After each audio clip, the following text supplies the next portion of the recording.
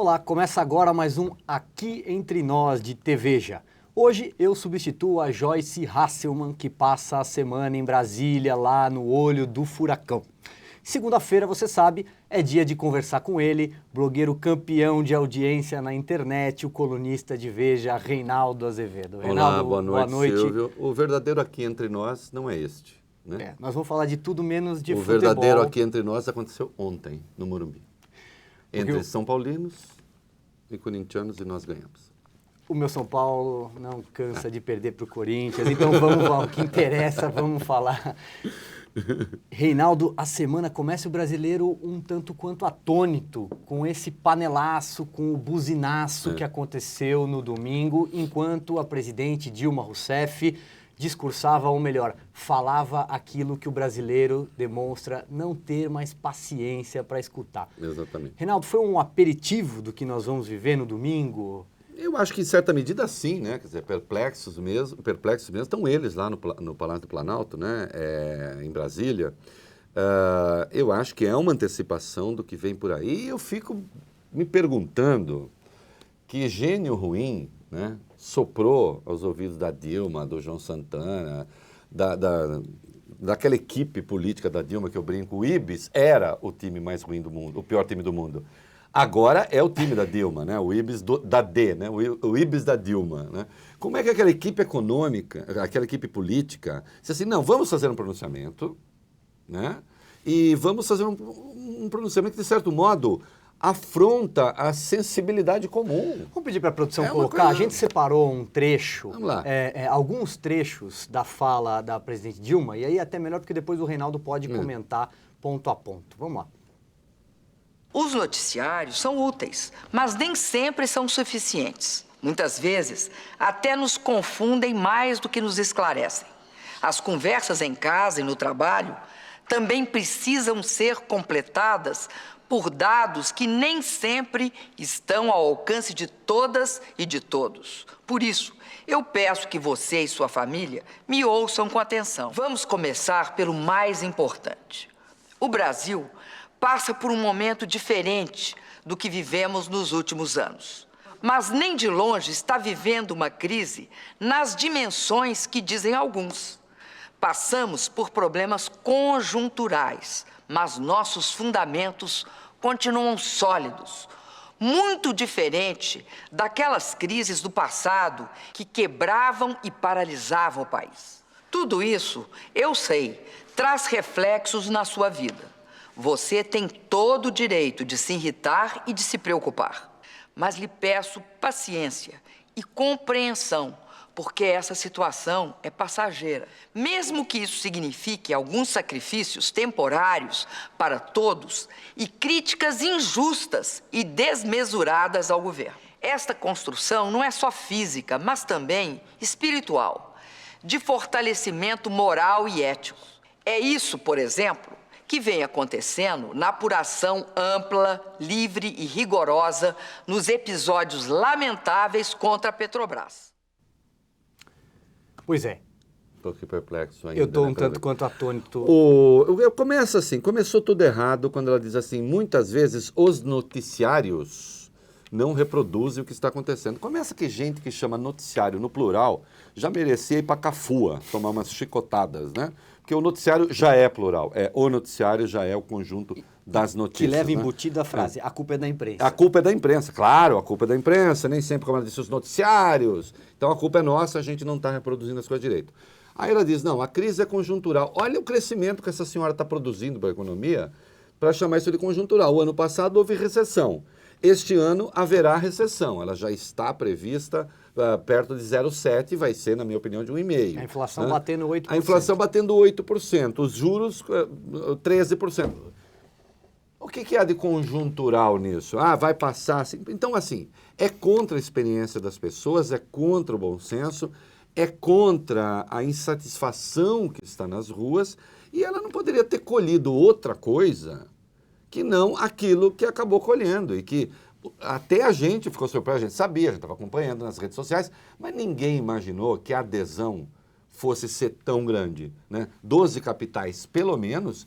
E olha, e onde quer que se vá, que a gente vá. Vamos né? mostrar Vamos um ver lá. pedacinho? Vamos mostrar um pedacinho do panelaço que aconteceu em 12 estados do Brasil enquanto a presidente Dilma falava?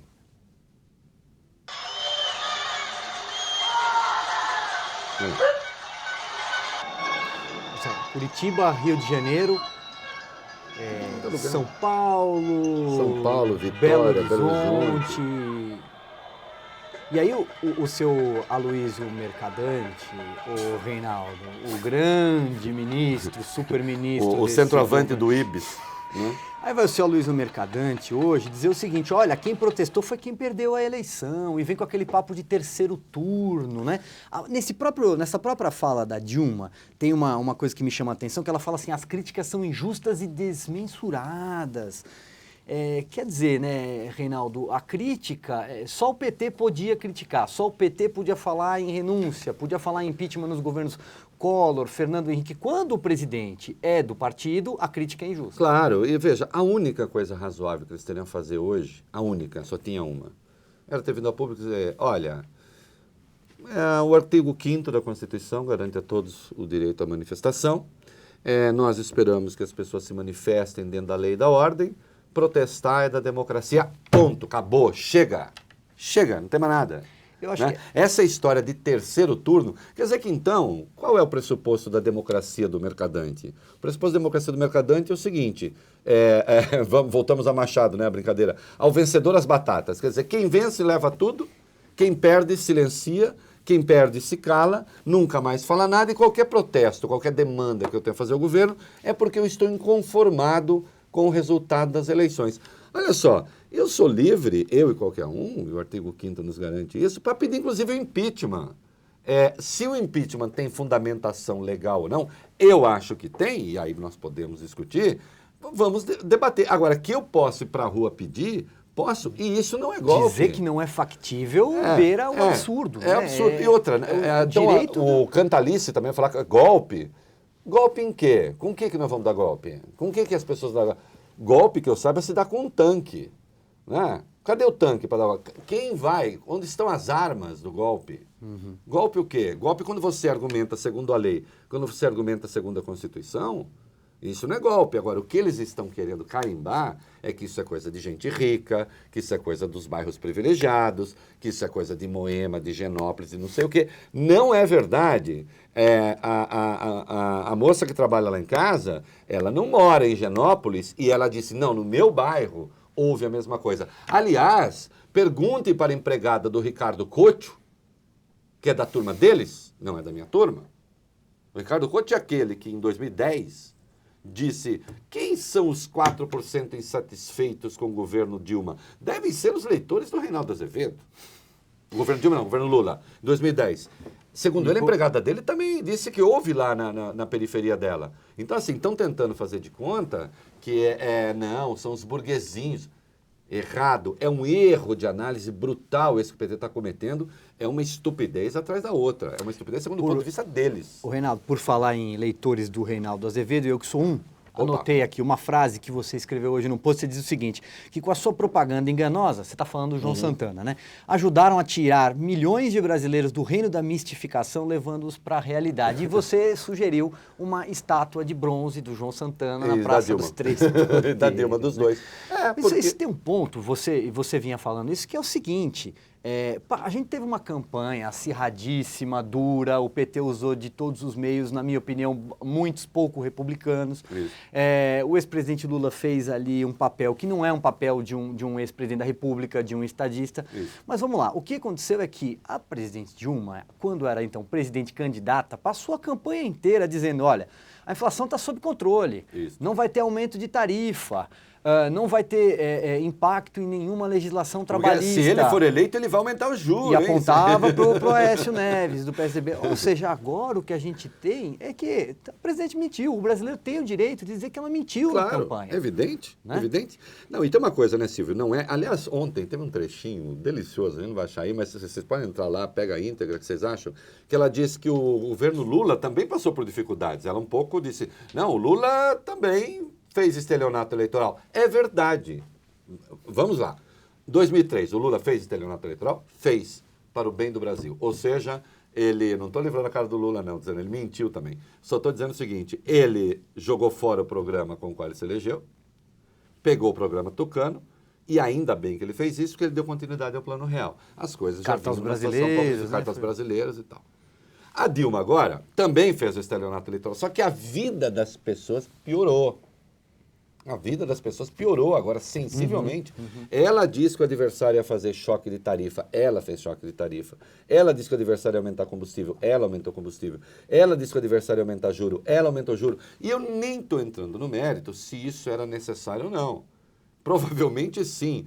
Eu até brinquei hoje também, eu falei, o Aécio deve dar graças a Deus. Eu falava, obrigado, Dilma, por ter me tirado dessa. Tem duas, aliás, nisso que você está falando, teve duas partes no pronunciamento dela que eu, honestamente, eu não entendi. O primeiro é que nós estamos vivendo ali... Eu não posso censurá-la por não ter entendido. O pior momento desde a crise mundial de 1929. Não, o segundo momento é que ela disse que nós estamos passando pela segunda fase do ajuste. Eu não sei também, não sei do que ela está falando. Qual foi a primeira? A primeira fase do ajuste, provavelmente ela está dizendo que aquele momento em que o Brasil teria, segundo eles, tomado medidas anticíclicas. Então, o mundo está desempregando, nós aqui estamos incentivando o consumo, o mundo está não sei o quê. Todo aquele período que nós deveríamos ter aproveitado, provavelmente fazer algumas reformas e não fizemos, né? E agora estamos arcando com as consequências das reformas não feitas e também das bobagens que ela fez quando baixou o juro meio na pancada e não sei o que ela falou, essa foi a primeira fase. Agora, na segunda fase, nós estamos vendo o mundo está crescendo e a gente ficou para trás. Né? De 34 países, só o Brasil e a Ucrânia aumentaram o juro. Né? Só que a Ucrânia está numa guerra civil. Né? A gente não está. Pelo menos não dessa natureza. Né? Então, assim, é um delírio absoluto. Eles perderam a leitura da realidade. É isto. O PT sempre foi muito bom nisso. No meu entendimento, bom até demais. Eu teria querido no passado que eles tivessem errado um pouco mais na leitura da realidade. Não nas escolhas que fizeram, que nunca foram as minhas. Mas eles eram bons para ler a realidade. Eles perderam essa leitura completamente. Eles não têm noção do que está acontecendo na sociedade. Se tivessem, não teriam feito aquele pronunciamento de ontem. Não naquela extensão. No máximo, a Dilma teria ido lá falar do feminicídio e sei lá o quê, lá, mulheres, boa tarde e tal. Não teria nem dado tempo do panelaço. As pessoas iam sair e já iam parar. Não, ela ficou 20 minutos no ar, acho, uns 15, 20 minutos. Deu 16 minutos. 16 minutos. O tempo, então, de ficar lá, de você, assim, dá tempo de você pegar a sua panela. Eles acham que é só panelas ricas de Higienópolis e de, não, panelas Le Corbusier. Não! Tem alumínio barato também, entendeu? Não vou falar marca. Tem alumínio barato. Que está doendo no bolso de todo mundo. Que está doendo no bolso de todo mundo. As empregadas, o PT quer falar assim, é patrão que está protestando a empregada doméstica. Não é não. Não é não. Agora é todo mundo. E outra, eu tenho um desafio para a Dilma. A Dilma está achando, como disse o Mercadante, que é só nas áreas, que vai perder a eleição, nas áreas ricas. Então, presidente Dilma, eu desafio Vossa Excelência a ir a um supermercado no Jardim Ângela. Mas não vai. Na Vila Carrão. Não naquele supermercado chique lá em Montevidéu. Que lá, sim, tá cheio de Uruguai, né?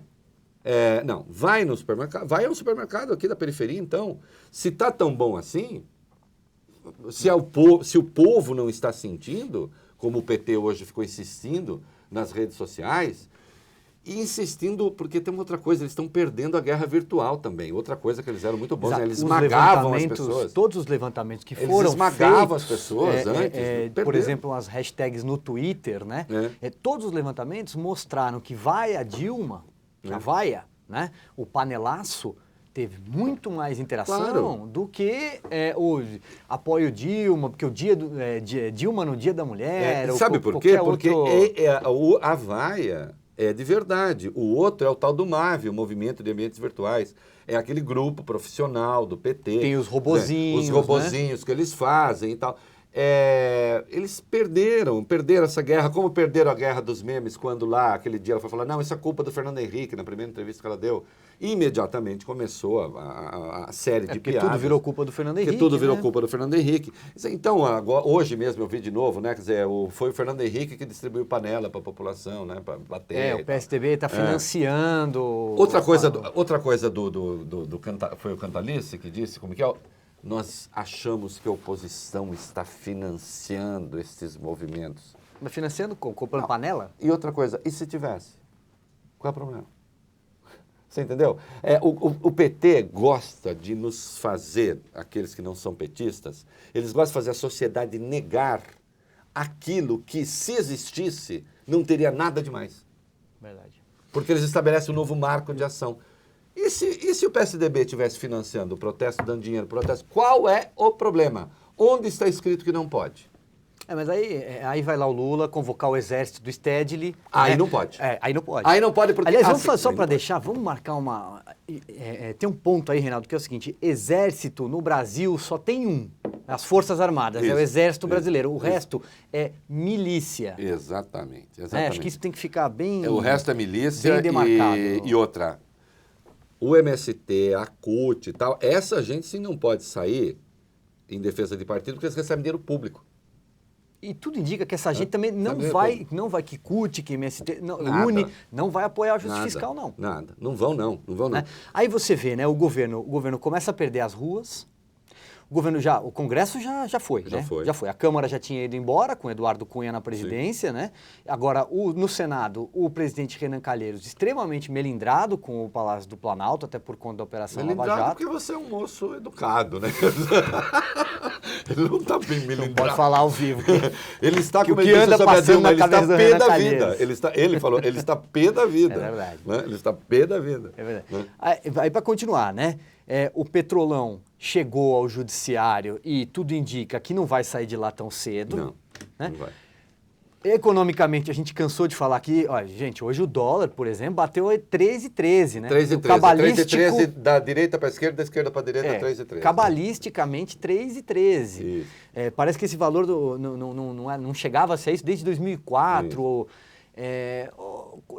Tá difícil a situação, né? Tá muito difícil e tanto mais difícil ela fica quanto você, à medida que você tem uma coordenação política que inexiste. Não é?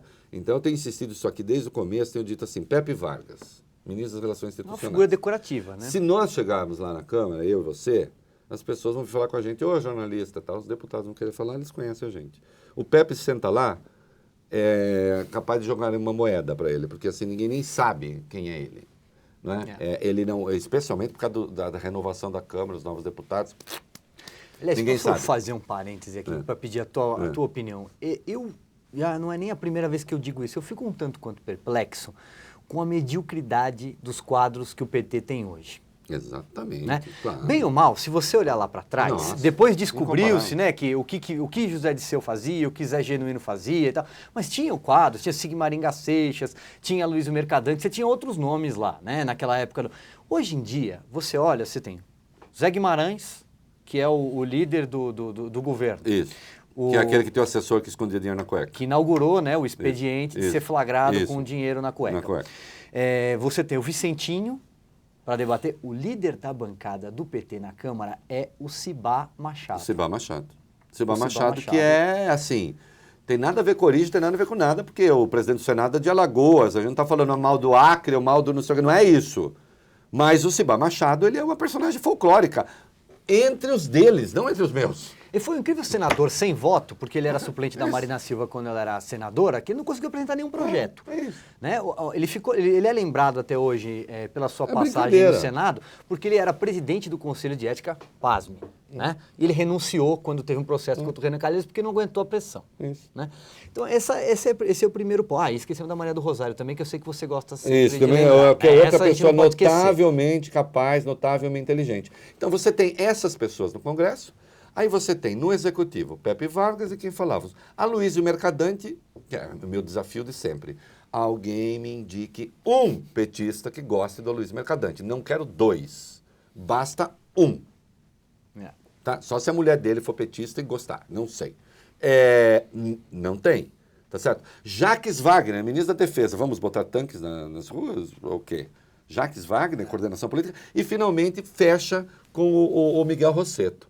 Quer dizer, que só está lá porque é amigo da Dilma, amigo de da Dilma. longa data. Essa gente está cuidando da política. Essa gente está tendo de administrar especialistas, como Eduardo Cunha, como Renan Calheiros, né? Como o PMDB. Né? E é por isso que as coisas estão acontecendo na velocidade em que estão acontecendo. Né? Então você não tem coordenação política nenhuma, porque se tivesse alguém, eu até brinquei ontem, falei, demite de AT, de Aloysio Mercadante a Thomas Traumann. Desculpa, viu, Thomas? Demite todo mundo. Porque alguém que permite que um pronunciamento como aquele vá ao ar, sem que diga para o presidente, presidente, não dá. Não vá falar isso tudo. Não vá ficar esse tempo todo no ar. Olha como está a sua reputação. Olha as pesquisas de opinião. Não vá ser vaiada, presidente. Né? Não é a hora, né? Não é hora, não é hora. Essas coisas que a senhora está dizendo contrariam, insisto, a experiência das pessoas.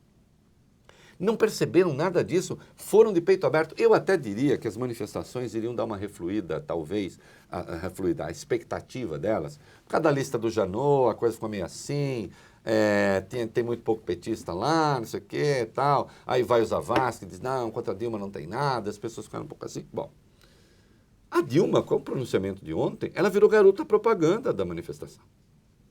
Ela virou garota propaganda da manifestação.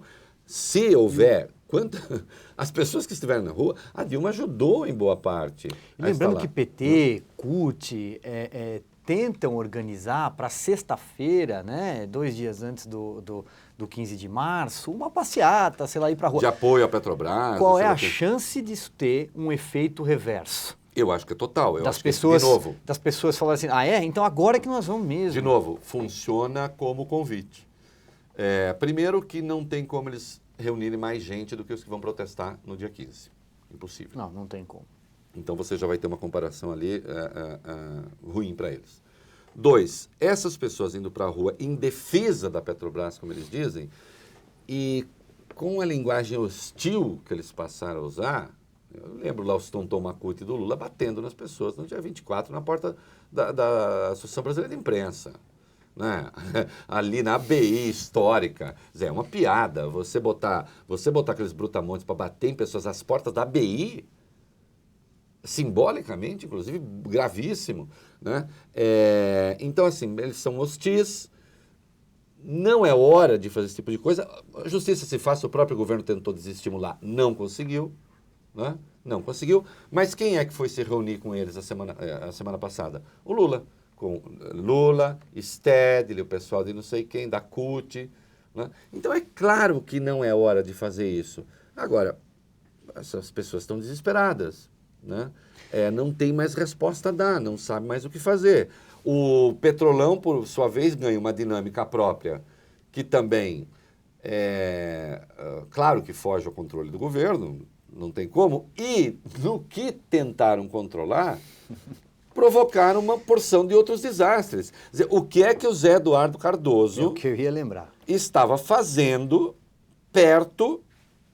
Atenção, eu nem vou entrar aqui no mérito. Nós sabemos de um monte de bastidor, você também sabe, mas vamos falar o que dá, né? Que dá porque, ouvinte, não é que a gente está escondendo nada, não, que tem coisa que, se a gente não puder provar, né? A gente sabe, mas não pode provar. Muito bem. O que é que ele está fazendo perto do Janot? Esse tempo todo. Ele poderia estar em qualquer lugar menos ali. Encontro na Argentina, então... nem pensar. Encontro secreto na Argentina? Não. Conversinha aqui de pé da orelha, aqui... Aquele papo de segurança. Aquela conversa de segurança. Não, só segurança piorou muito. Né? Aí um mês depois o Janot diz, entraram na minha casa, invadiram minha casa. Entraram na casa do Procurador-Geral, só me avisa um mês depois. Isso é problema meu. Procurador-Geral da República, o problema é o seu. A bem verdade é que só veio à tona porque descobriram, porque a imprensa descobriu que o ministro da Justiça teve uma reunião secreta. Tem outra, todo mundo sabe que o nome do Aécio Neves estava na lista até terça-feira à tarde. Todo mundo.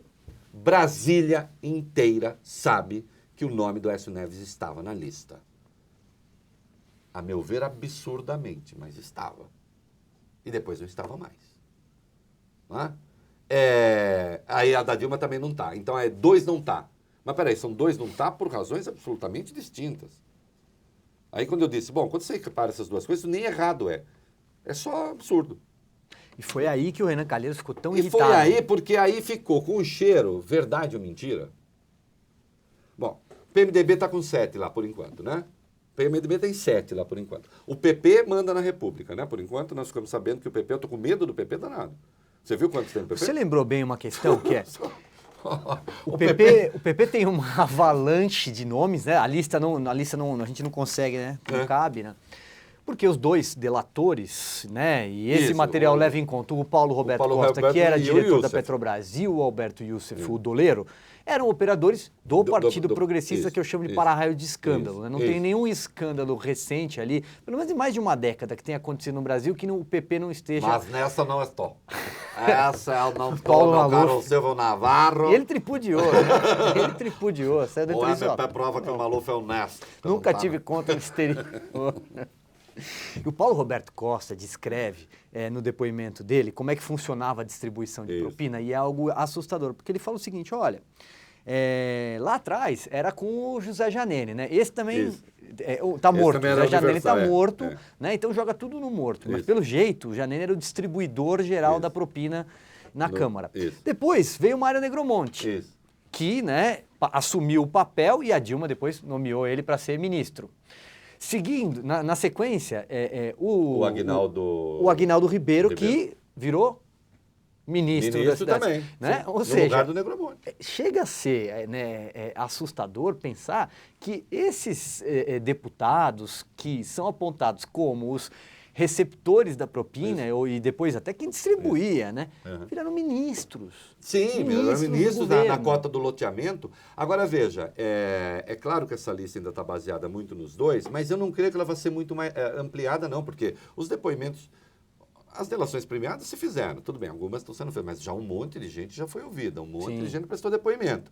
Agora, o que você tem é o seguinte, 6 petistas, desculpa, exceção feita a Humberto Costa, o resto ali é tudo irrelevante.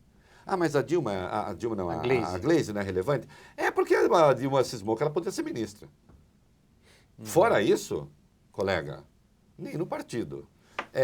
O Lindbergh faria. O Lindbergh. O cara pintada que agora está do lado do Collor. Isso.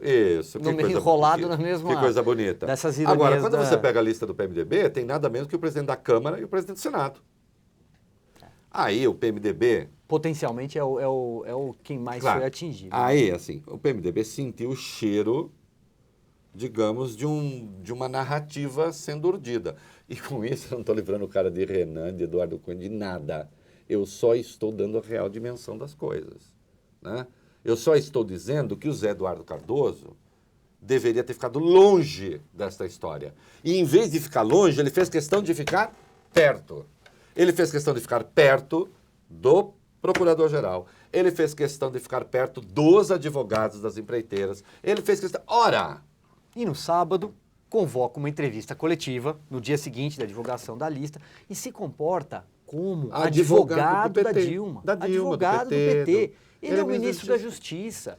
Uma fala indignada, nada se provou contra a presidente. E como é que é? E a diferença do passado, não nos meçam com a sua régua. É tudo despropositado. É sempre assim, é sempre a diferença do passado, né? É tudo errado. Gozado que no passado não se tem um escândalo, um propinoduto com as dimensões desse petrolão. Aliás, na história contemporânea, acho que do mundo não tem. E aí eles falam assim, não, porque se investiga agora. Bom, quer dizer que então o dia que a gente chegar a 100% de escândalo, será 100% de investigação. Quer dizer, o dia que o Brasil se provar um reino de ladrões, será o reino da pureza absoluta. Porque aí você tem uma questão de lógica que é contraditória, né? Ah, não, hoje só muito escândalo, porque a gente investiga mais. Pô, então... O que eu vou mandar parar de investigar para ver se diminui o escândalo? É uma bobagem isso, uma leitura errada. O que eu fico realmente, o que para mim é estupefaciente, assim, é notar, eu confesso que eu tenho até agora eu sei, um monte de gente vai ficar brava, eu tenho uma certa pena da Dilma, né? Me dá um pouquinho de dó, porque eu realmente acho, claro que ela é do PT, ela está lá, ela não está lá à toa, né? Ela vem de governos passados e tal, mas que ela nunca entendeu direito essa máquina. Ela é um pouco uma personagem assim, acidental e incidental. E ela não gosta de política, né, Reinaldo? Não vou assim, não vou entrar gosta de mas negociar. tem um romance maravilhoso, assim, o cara está no meio da revolução do Napoleão, ele não sabe o que está acontecendo. A Dilma está assim, ela não sabe o que está acontecendo à volta dela, está perdida. Está perdida. Está perdida e cercada, ela disse assim uma vez, né, eu sou uma mulher dura cercada de homens meigos. Não, hoje ela pode ser uma mulher dura, mas está cercada de homens incompetentes. Mas de uma incompetência que ela tão continua brutal, ouvindo, né? mas tão brutal. E ela continua a ouvir isso, juro. Quando falaram hoje, Mercadante, a equipe política foi lá se reunir com a Dilma e tal, eu fiquei esperando, falei, vamos ver. Falei, vai, não é possível. Virar um pronunciamento assim, olha, gente... Juízo, por favor, se manifestem com calma. Não, vem, terceiro turno, eu não sei o que é, Só piora. O que eles querem? Só piora. O que eles querem? A presidente perdeu o juízo, essa gente perdeu o juízo. Ao contrário, eu preciso baixar a bola. Eu até brinquei hoje, eu disse, olha aqui, quem for para a rua domingo, e não só domingo, quando é que é deles? Na do sexta. PT? Na sexta. Olha aqui, na sexta, no domingo, atenção, petistas, queridos, vocês que vão lá defender a Petrobras, como vocês dizem, defender não sei de quem, né? Eu também acho que precisa defender a Petrobras, né? Aquele bando de ladrão que tomou conta dela, mas vamos lá. Se vocês acham que nós, eu, o Silvio, mas não sei o que, estamos ameaçando a Petrobras, vão defender a Petrobras. Mas vão defender a Petrobras rindo, cantando, dando beijinhos, abraços. Entende? Eles podiam ter defendido a Petrobras há 10 anos. É uma pena que vocês não tenham defendido a Petrobras quando eu queria privatizá-la lá atrás. Vocês falaram, não, vamos defender. Botando só gente decente, honesta lá. Mas tudo bem, botaram os ladrões lá e agora vocês têm que defender. Mas vá com alegria, né? Vá com felicidade, vá com bom humor, vá sem querer bater nas pessoas, né? E as pessoas que se reunirem no domingo, a mesma coisa, né? Vai com alegria, vai dando beijinho, vai dando abraço, leva namorado, leva cachorro, totó, entendeu? Não é para bater ninguém, não é para brigar com ninguém, não é nada disso. A gente pode ser firme naquilo que a gente quer, sem precisar apelar à baixaria, sem precisar apelar à violência, sem precisar apelar a nada. Respeitando as leis, respeitando a Constituição. Eles tentam demonizar a prática política e a gente tem que repudiar isso, né? Não é para bater em ninguém, né? A arma das pessoas é a convicção e a alegria. É disso que se trata. Isso vale para petistas também. Tentem, pelo menos, né? Sei lá. Recado tá dado, Reinaldo, o papo tá bom. Se deixar, a gente fala aqui mais até depois 40 minutos, menos sobre futebol. Menos sobre futebol. Quando é que é o próximo encontro? O próximo em abril é o último jogo da Libertadores. Esse daí eu já haverá um outro aqui entre nós. Haverá um outro aqui entre nós. Por falar em aqui entre nós, segunda-feira você está de volta, na próxima já com a Joyce Hasselman. A programação de TV já não para. Obrigado pela sua audiência. Até mais.